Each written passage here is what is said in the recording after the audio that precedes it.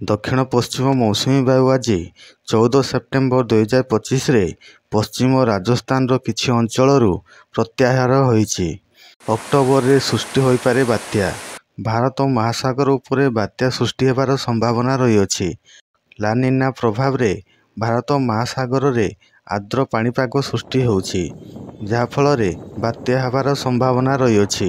ତେବେ ଆଜି ସନ୍ଧ୍ୟା ସୁଦ୍ଧା 30ଟି ଜିଲ୍ଲାକୁ ୟେଲୋ ୱାର୍ଣ୍ଣିଂ ଜାରି କରାଯାଇଥିବା ବେଳେ 2ଟି ଜିଲ୍ଲାରେ ପ୍ରବଳ ବର୍ଷା ହେବାକୁ ଥିବା ବେଳେ 7ରୁ 11 ସେଣ୍ଟିମିଟର ପର୍ଯ୍ୟନ୍ତ ବର୍ଷା ହେବାକୁ ଥିବା ବେଳେ ବିଜୁଳି ଘଡ଼ଘଡ଼ି ମାରିବା ସହ 30ରୁ 40 କିଲୋମିଟର ବେଗରେ ପବନ ବହିବାର ସମ୍ଭାବନା ରହିଅଛି।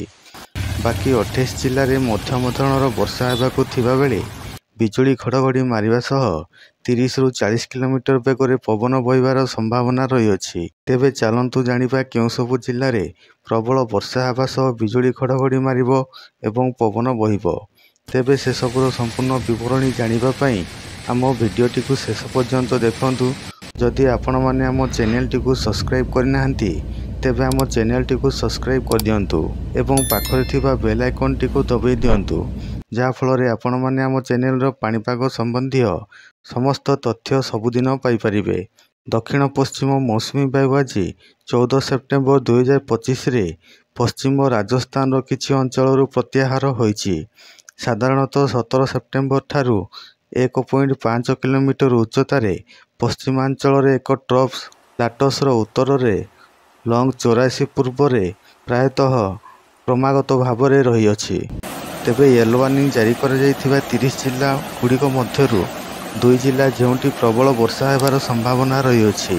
ଏହି ଜିଲ୍ଲାଗୁଡ଼ିକ ହେଉଛି ନବରଙ୍ଗପୁର, କଳାହାଣ୍ଡି।